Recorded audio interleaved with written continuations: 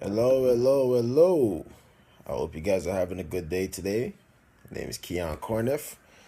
Coming here just to share with you a little bit about recruiting, right? Because a lot of people have mixed feelings about this, and I've heard the topic many times, but I don't think no one ever really break it down in much simpler format of why recruiting is important, who recruit, and what is the object of recruiting. Now, before I get into all of that, I want to get into many companies will recruit you. Many companies will seek to recruit you.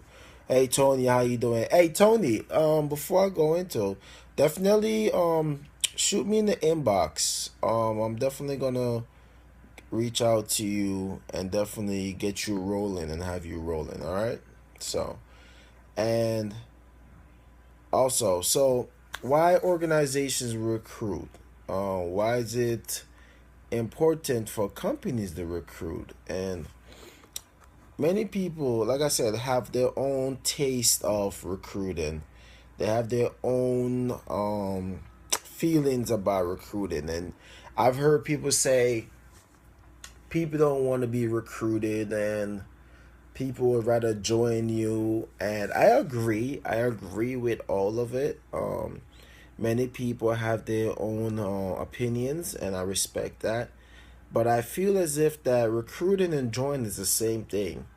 Because at the end of the day, you always gonna make the decision. If you go to a job and they trying to recruit you in the job, at the end of the day, it's your decision if you like to join that job. When they ask you, are you happy with everything that was discussed, it always come back to you to make a decision, right? So to me, recruiting always put a person in control at all times. So here I'm gonna go over a few organizations and a few companies that use recruiting as a way to grow their organization. Like they have pharmaceutical recruit, right? Church is a big recruiter, right? Police departments recruit, also CIAs, FBI's, jobs, corporation, everybody recruit. So it's fair to say that everybody recruit. If you have a business, a shop, even if it's a small business that don't even require like say 20 people, you still gonna recruit because if you're gonna leverage, you see, recruiting is a form of leveraging. And if you're leveraging the right way, the proper way, then you would understand the fundamentals of recruiting. See, people get this feeling that recruiting is all about, oh, someone's going to make money off me, oh, this, that, the third. You know, I call it as it is, man. I did not join WFG. I didn't join WFG. I got recruited, meaning this. I didn't see there's a difference between join and recruiting. Join and recruiting are two different things.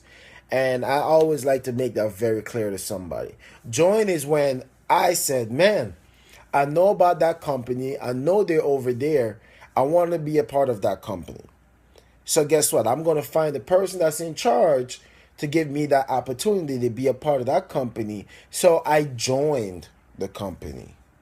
Then recruiting is a different aspect. Recruiting is if someone come up to you, someone made an approach, someone attracted you, someone say, "Hey, I am looking for such and such and such. Can you meet these qualifications?" And if you can, this person will then give you an opportunity to be within his organization or firm, whatever, right? So I'm gonna talk about some of the good and bad about people that recruit, right? And you got to talk about it because people get bad feelings about this, and people get bad reputations from this too because recruiting. I've gotten such a bad stigma because there's so much BS out there these days. You know, there's so much BS. There's people trying to recruit you to sell a whole bunch of million and one things. There's people trying to there's too much things out there right now. Too much. I remember when I first got into entrepreneurship, and I remember Amway was the thing, right? I got recruited. I got recruited into Amway, and I did decent. I did quite decent in Amway. I wasn't like no diamond or anything, and I got recruited into Amway, right? And I was like, man, that's crazy, right? So now, after that, I didn't like it. I didn't like it because it was selling. I didn't like the feeling of selling. I don't like the feeling of trying to, what's the word? Not persuade, but it's more like force someone to buy something that they could go to like a supermarket to go do, right? And I was just like it wasn't my thing, and I didn't like how I feel after it. That's why I don't know. That's why I'm funny because I can't be a part of any and anything. I can't just jump on something, even if I know it makes a lot of money. Even if I know it's just something about my integrity. I can't. My integrity won't allow me to. Does that make sense? Like my integrity won't allow me to recruit people into something that I don't genuinely love, or if I don't feel it bring value to you, like real value. It shouldn't just only bring value to me by providing a service to you. It should bring value to you, and I was just the service that brings that to you. I was just the word of mouth. And people nowadays, they go out there and they sell. They sell the living crap out of you. They sell you all these different things. They sell you everything that you don't need. And I always had a problem with that because, like, all right, like there's companies out there, right? They'll recruit you to go sell, say, all right, since I'm in the financial industry, like there's companies that will recruit you to sell insurance, right? But yet still they'll tell you that you're here to build a business. And I always look at that like, I thought I was here to build a business. They didn't teach me about the business, but they teach me how to sell. Right? You get what I mean? Like they told you it's a business opportunity. But in the business opportunity, they didn't teach you how to build the business. They teach you how to sell. Right? And I always find that where it is so, it's not, what's the word? It's like I'm saying that you tell me one thing, but then you didn't provide the other part. Like when I first started in this business, right? They told me it's a business opportunity. They tell me, um, hey Thomas, how you doing, brother? Shout out. Um, like when I first started in this company, right? World Financial Group. And I started here, they told me this is a business opportunity. And at that point, I said, great. That's what I was looking for. I'm looking for a business opportunity because at the time, I was broke. I was working 3 jobs, barely seeing my kid, and I did not like that lifestyle, and it drive me nuts. So I fell in love with the business opportunity side while I was working my jobs, right? So I was building a business part time while I'm so in a sense they always had this joke where they said I was a full-time business owner but a full-time part-time employee. You get what I mean? Like my mind wasn't at my job anymore, but I was fully engaged with building my business.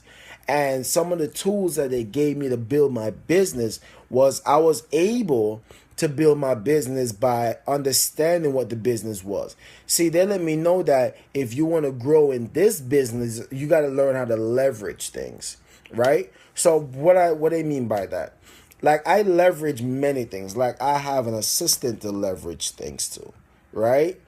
Now, on top of that, I then recruit more people to help me provide the knowledge and the services to the clients. So I bring in business partners. I don't have to be the guy that make all the money. I just need to be the guy that could teach us how to work as business partner. That's why I have many business partners all over. Like even Thomas Nguyen that's on this call right now, John Blanchard. These are business partners. They might not be directed in my business, but they are my business partners. Does that make sense? Like we work together. So working together, we will accomplish the bigger goal. And that's what I love about our firm. And that's what makes us so differently because many people recruit you into their business to make them bigger. And I always find it like that's why people get the stigma about pyramid schemes, right? And they're like, don't recruit me into that pyramid scheme because they know that they don't have a room for them to grow for themselves. They don't have room for them to become something big. There's always people recruiting you into things to tell you how they're going to get to the top. And then they leave no room for you to grow as well and build your business. It's always about their vision. That's why, I listened to my pastor the other day and he said something so powerful to me. And it made me really come back and restructure my entire mindset. He said to me, Keon, ask me if I have a vision for my church. And I asked him, I was like, do you have a vision for your church? He said no. And at that very moment, it was like, why wouldn't you have a vision for your church if you're a pastor? Shouldn't you have a vision, a mindset of where you're taking your church? And he said, think about this. If I already planned and have a vision for my church, where does that leave God to give me ideas of how he wants to deliver his people? And I was like, oh my God, you're so right. You are so right. Because if you are a pastor and you say you're doing God's work and you already have your own vision for the church, where does the room for God to come in and tell you what to do? You already had your game plan. You're not going to change it. Even if God is telling you, like, listen, don't go straight. Make the left and it's shorter. You're like, let's go straight. That's the vision I had. We're going to do this. We're going to do that. Sometimes a vision shouldn't be one direction. You know what I mean? It shouldn't be just one direction.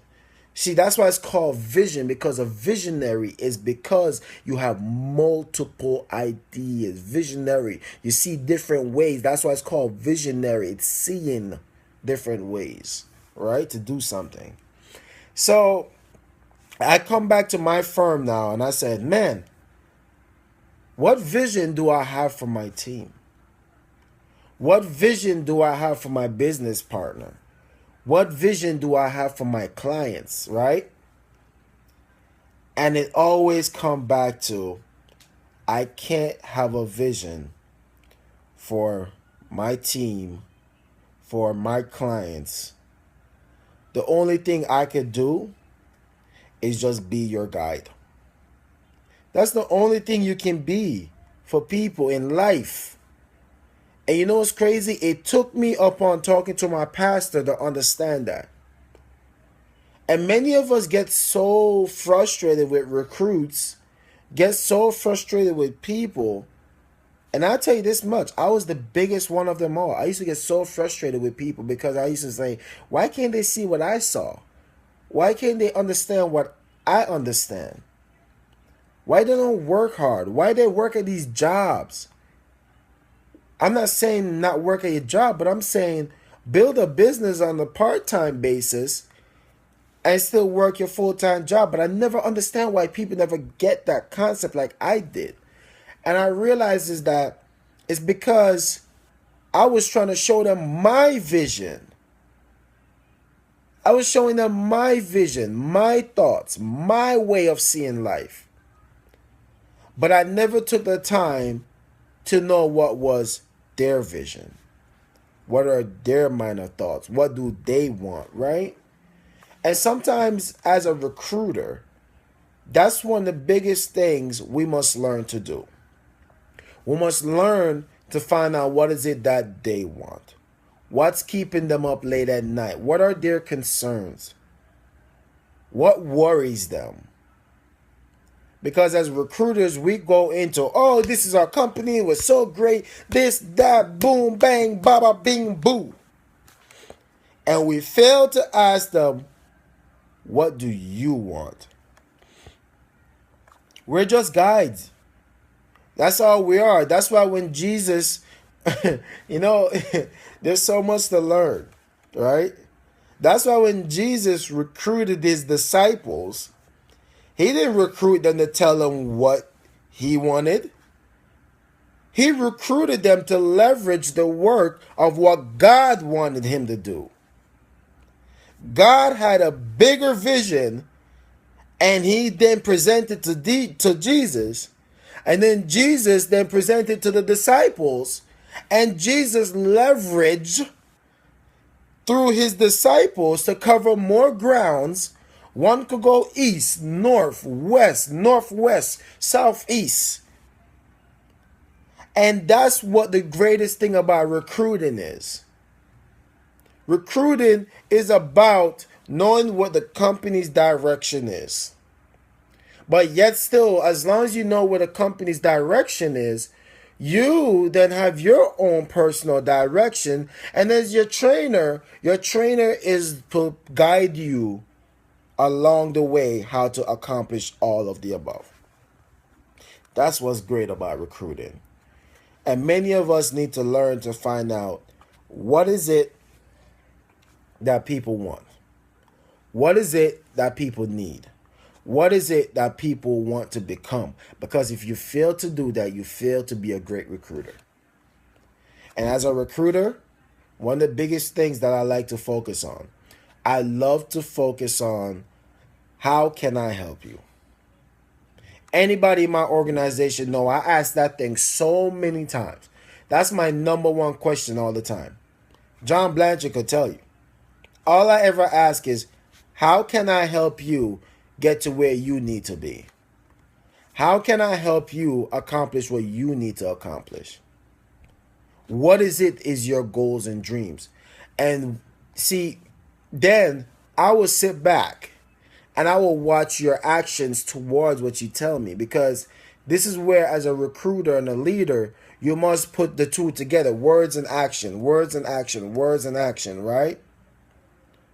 Words and action. Words plus action equals success. Words plus action equals success. Don't tell me. See, you could tell me you want to make $100 million, or you want to make $1 million, you want to make $10,000, but then you do nothing. But you see, if you tell me you want to make $10,000, right, or $1,000, whatever, you want to make $1,000 a month, but yet still, with you telling me this, you're showing up all the time. You're calling me. You read church, and you're training, right? So now words and action goes together, and that will equal success. And that's one of the greatest things about word and action, right? I always say, man, tell me what can I do to help you? You always got to be a servant leader and a servant recruiter. But you know why most recruiters in the job field can't be this way is because they don't own what they're recruiting you into. They don't own it. And they can't give you any ownership of it either. So that's why they can't speak like this. That's why when an entrepreneur or a business owner or someone with an opportunity approach you, they're approaching you to give you that form of leverage of saying, man, join me and become my business partner. And that's what I'm always doing. I'm always looking for business partners. I always do. Because I always want to share my knowledge and share what have given me this independence, you know? And that's one of the greatest thing about this opportunity. And I love that. I love the fact that, you know, I always tell people I'm not rich yet. I'm not like a multi-millionaire. But I tell you this much. I don't work a job. I'm the father of 4 beautiful kids. And I don't have to work a job. And ain't none of them complaining. All right. My life is beautiful. I have a beautiful girlfriend, soon to be my future wife. This is someone that's even in business with me. She doesn't work a job. She's full time here. She left a freaking 6-figure income to be here, right? Runs a beautiful office. Our office in the New York, Emsford area. This is beautiful, guys. I'm young. I'm not old. Don't let the beard fool you. I'm only 28 years old. I'm a young guy. A very young guy, right? So this young kid could sit here and just learn a few things, understand a different approach on life, listen to his mentors, find some really awesome friends in business. This business gave me everything I ever need. I used to have a big following of friends, before this business. And you know what's crazy? This business have showed me who my real friends are. This business, you know why most people, I always joke around in my presentations.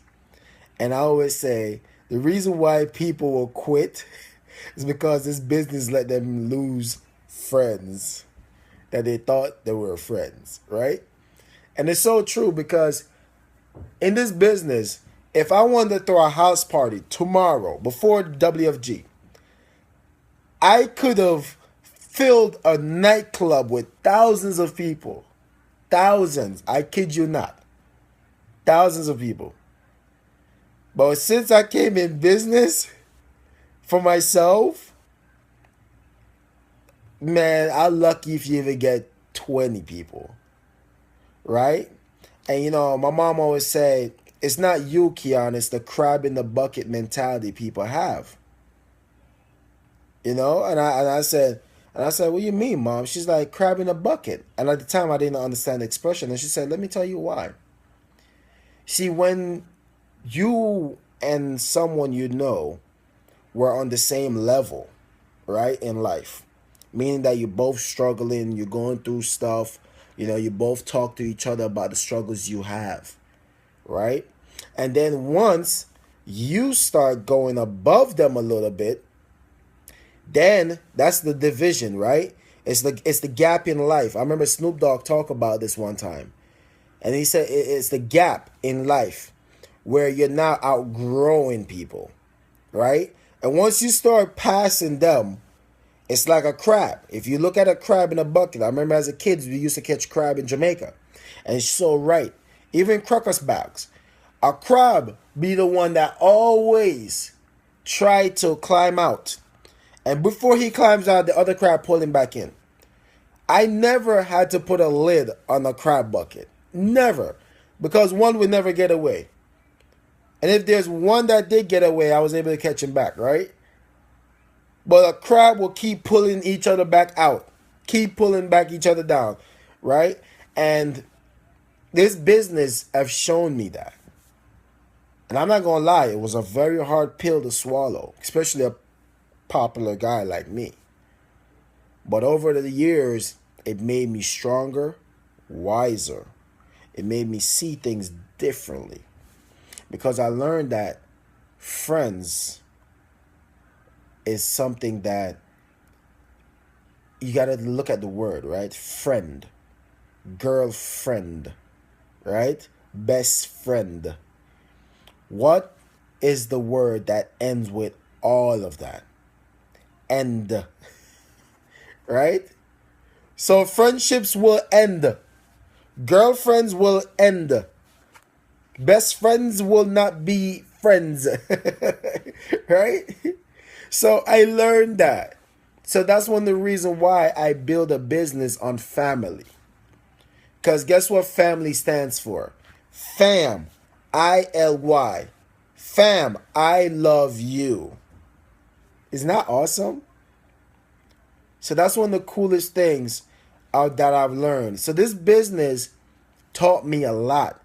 It teaches me to look at things differently, to see different things. I don't look at opportunities. So recruiting is all about that. Not everybody you should recruit in your business either. There's times where you should tell people, you know what, you're not what I'm looking for. And I learned that the hard way. When I first started this business, I was the one who wanted to recruit everybody on their grandmother in my business. And yes, I know what they say: recruit everybody until they prove you wrong. I hate to differ. And I'll tell you why I differ with that. It's not everybody need to be in your business. Some recruits will destroy your business. Some recruits is not good for business. It's not everybody you should recruit. You know, I give everybody an opportunity to come back to an interview, but to bring you in business, I've learned to be very selective and definitely learn who deserve to be in my business. I don't care how anybody else run their business, but I learned that if something is good, something is great, it's not accessible to everybody. And the thing that is that for me, it's me. My training, my time should not be accessible to everybody because not everybody will appreciate it. So you must learn your value in business. And it's a tough pill to swallow. You must learn when to fire somebody. Well, in our business, you can't fire people, but you can decide who you want to train, right? So it's a great way to be. You know, you got to find the winners. You must find the ones that want to win. You must find the ones that want to change their lives. And as a recruiter, you must do this, right? So fight hard. Keep doing what's great. Recruiting, it's easy. It's not hard, but it's literally, it's like a mind game. You just got to find the winners. It takes time. You know, they didn't build Rome overnight, and you just got to be patient with recruiting. Be very patient. Be very patient. Do not bring every fish on board. Right? Yes, definitely. And the one thing that I do agree with Thomas when he says, bring them to NOLA and sort them out one by one. It's so true. If you ever want to know if someone is good for your business, bring them to a big event. Bring them to a big event. And they will show you who they are. Because, you know, no, I was just about to end, but Thomas, you just actually touched on something that was good. That's something that I should cover real quick. You know, when it comes to big events, right? Think about it at your job. Your job will have what's called a job fair or an open house where they do like massive talking to people, and it's almost like interviewing 50 people at once, right? And different managers going around and talking to people. And the reason why they have these things is so that they could meet more people much quicker and so on. But it's not even that. It's the people not interacting with other people. It's building a culture. It's building an environment. And sometimes recruiting comes down to the environment too, because people want to see who they're going to work with. Because you think that as the recruiter, you're recruiting people is the most important thing alone. No, recruiting goes both ways. Because you're recruiting somebody and someone's going to recruit your culture in your business. And if they see that the culture is not what they want to be around in, they won't join you, no matter how good the opportunity is. So culture has a lot of things to do with recruiting. If the culture, like in our office, our culture is very competitive. We're in a very competitive culture, but we're in a very unified, meaning like we're like a family, right? It's people always tell us when they walk through our doors, they say, "Man, I don't know what it is, but I just don't want to leave." Right? It's a warm welcome and it's a warm environment. So people always fell in love with our culture right off the back in our office, because that's important, guys. Culture, it's very important when it's in the recruiting state of mind. So always be careful of what culture you have in your business. And if there's someone in your business that does not adapt that culture, pull them to the side and catch them up to speed, right? Because one bad apple or one bad grape could spoil the bunch. And that's so true. It is so true. All it takes is one person to ruin your entire business.